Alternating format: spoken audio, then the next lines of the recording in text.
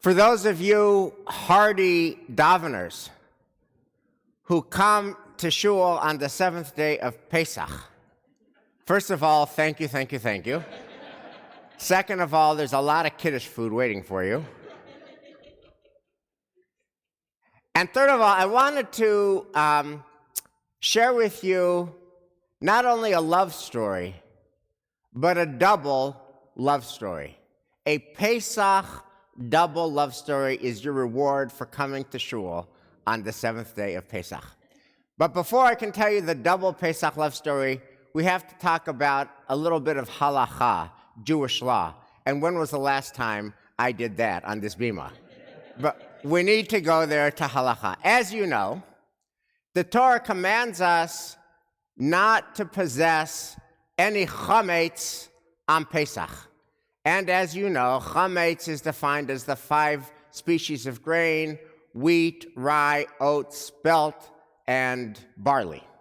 Those are the 5 grains of chametz, and you can't have them on your possession. So it's not just that you can't eat them, you can't own them. Your house has to be chametz-free. Now, all of us have had the experience, and we all had this last week, when we're cleaning out our house and our kitchen, especially for Pesach, and you reach in at the very back of the cabinet or the pantry, and you see, behold, crackers that expired in February of 2020. Pre-pandemic crackers. Lord, they got lost in the back of the cupboard. And then we're just very grateful that Pesach comes around once every year to inspire us to do a deep kitchen cleaning. And we throw out the pre-pandemic crackers. But what do you do with the crackers that are perfectly good? And with the pasta that is perfectly good? And with all of your chametz that is perfectly good during Pesach? And now we're on the horns of a dilemma, because there's 2 principles that are in tension. One is you cannot possess any chametz. The second is you can't waste, called bal tashchit. You're not supposed to waste good food. So the genius of Jewish law, the halakha, is it comes up with a legal fiction which can solve our problem.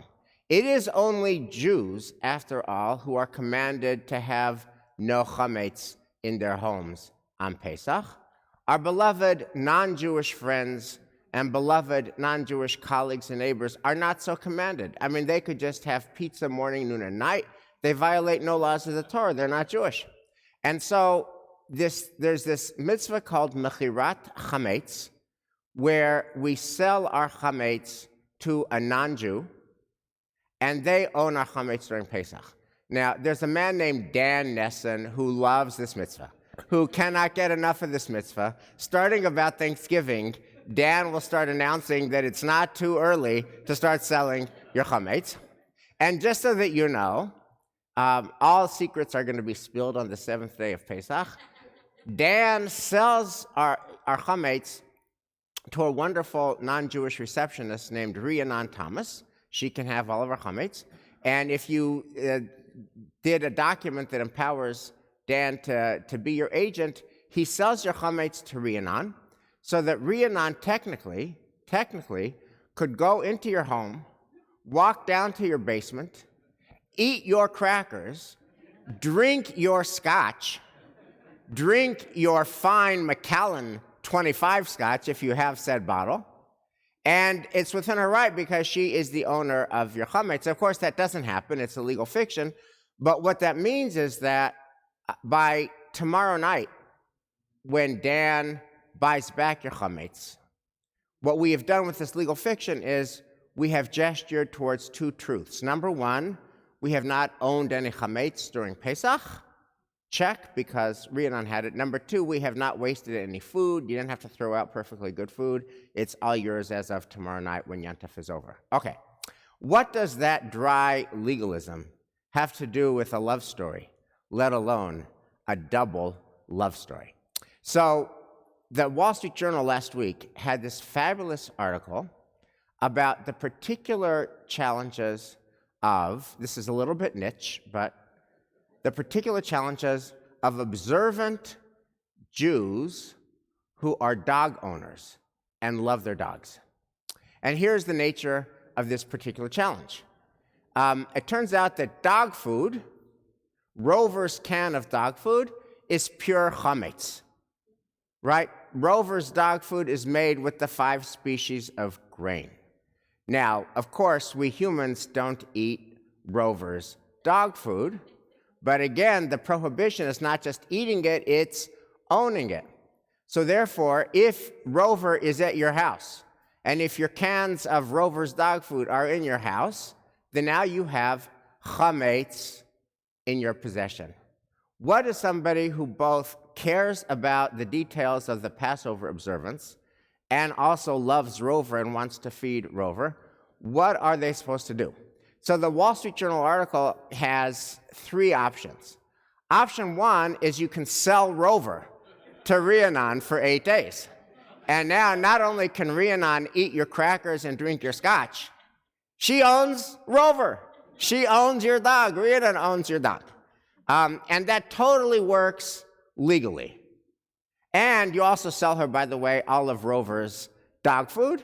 Rhiannon owns the dog and the dog food. And so even though the dog and the dog food are in your home, it's not your chametz, it's her chametz because of the mechirat chametz legal fiction.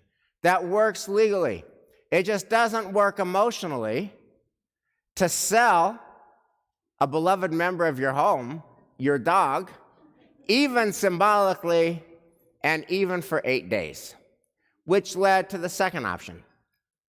The article tells the story of observant Jewish owners who had a 70-pound brown Labrador named Bucky, and the idea of selling Bucky was just not workable emotionally for them. And they didn't want to have chametz that was feeding Bucky on their premises, so they changed Bucky's diet, Erev Pesach, to feed him a different kind of food that didn't have the grain. The only problem is it gave him severe canine gastrointestinal distress.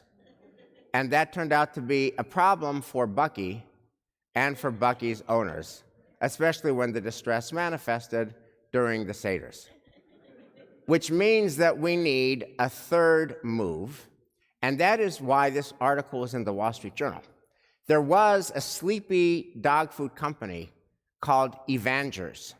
It was a sleepy dog food company. And then this couple spotted a business opportunity, again, niche. We're going to buy this sleepy dog food company, and we're going to help it develop kosher for Passover, excellent dog food. And so it worked with the Chicago Rabbinical Council, and it got rabbis to come to the dog food factory and to certify that these cans of dog food are kosher le-Pesach. And it worked, and the company grew 7x. They had 10 employees when they bought it. When they started creating this niche practice of kosher le-Pesach food, they now have 70 employees. And now, if you are a kosher for Pesach dog owner, you get your Evangers food, and your dog in your house and is your beloved dog. You don't have to sell your dog. And the food is good and excellent. It's a nutritional choice, a perfect solution. Now, you may think this story has a very limited appeal. You may think that this story can only work for the very limited universe of very observant Jews who are very loving dog owners.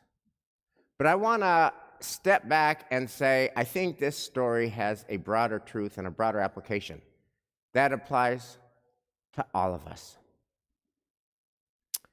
The persons who are affected by this have 2 loves. They love Pesach, and they love the rituals of Pesach, and they love their dogs. And because they love Pesach and they love their dogs, paying more for kosher Pesach dog food makes perfect sense. And so it is with love. That's the thing about love, that when you really love somebody, you do stuff for that person that you love or for that being that you love that makes perfect sense to you, but that does not make sense to the rest of the world. To you who is in the relationship, to you who feels the love, what you do makes perfect sense. I get it. But if you're not in that relationship, what is that? It makes no sense at all. So, for example, in this case, the person who doesn't get Pesach would say, what's the big deal? Just feed your dog regular dog food. How could God care about dog food and whether dog food is kosher if you don't get Pesach? And if you don't get dogs, you say, what's the big deal? Sell your dog. It's just symbolic anyway for 8 days. What's the big deal? You still have your dog. What's the big deal? That's the person who doesn't get dogs. But if you get dogs and if you get Pesach, you get exactly what it is that you're doing and why. In other words, the things we do for love. And the things that we do for love, we understand. And the things that we do for love that we understand are especially meaningful when it just fits into our dynamic with our loved one, and the rest of the world is scratching their head and does not understand it. And we all do this all the time. So when our adult kids come in for Pesach, and they fly out at 6 a.m., and we wake up at 4:30 in the morning to drive them to Logan, even though they could take an Uber, that's a thing we do for love. Here's another thing we do for love. I've heard this from so many families. You know, this is a hockey town. Jewish parents, their kids, their teens play hockey. Here's the deal if you have a teenager who's a hockey player. You need ice time, and ice time is very limited. And so you wake up at 5 in the morning, and you drive 45 minutes to some ice rink, and then you're sitting freezing cold while your teenager skates, and then after an hour, you drive another 45 minutes, and you do that week after week after week. It's a thing we do for love. And on the other end of life, if you have a parent, a beloved parent who is cognitively impaired in their last chapter, and they no longer recognize you, they no longer know that you are there when you are there, and yet you get on an airplane and you fly and you endure all the hassles of travel to get to see them in the city that they live in. Mom, Dad, I'm here. And they don't recognize you. But you recognize them and you know you. That's a thing we do for love. Nobody else could get it, but you get it. What are the things you do for love that other people don't get? Because it's the things that we do for love that other people don't get that add the most meaning and the most intensity and the most purpose and the most mission to our life. I know the world doesn't get it, but I get it. It's the things we do for love, and that's what matters most in the world, is that you have that in your life. Now, tomorrow is Yizkor. And part of the poignancy of Yizkor is that we remember the things that the people who loved us did for us for love. The times they carpooled us morning, noon, and night. The times that they cooked us stuff, they made us fresh meals and they didn't have the energy. The way that our dreams were their dreams. Our pain was their pain. Our joy was their joy. And there's so few people in the world who love us that way. For the most part, this is a cold world, and a big world, and an indifferent world. For the most part, most people don't love us that way. They don't regard us. They don't see us. They don't care. They don't do crazy things for us because they love us. And the poignancy of Yizkor is that somebody who loved us that way, and there's so few of them, no longer here. And that poignancy is real. But what's also real is that the measure of life is love, and the measure of life is a relationship, and the measure of life are the crazy things that you would do for somebody because you love them, but because you love them, they're not crazy to you and not crazy to the person that you do them for. And that kind of love is not fixed, and that kind of love can grow. So here's the question. What do you do for love? Where do you go beyond? Because it is beyond where the greatest joy of life is found. Chag Sameach.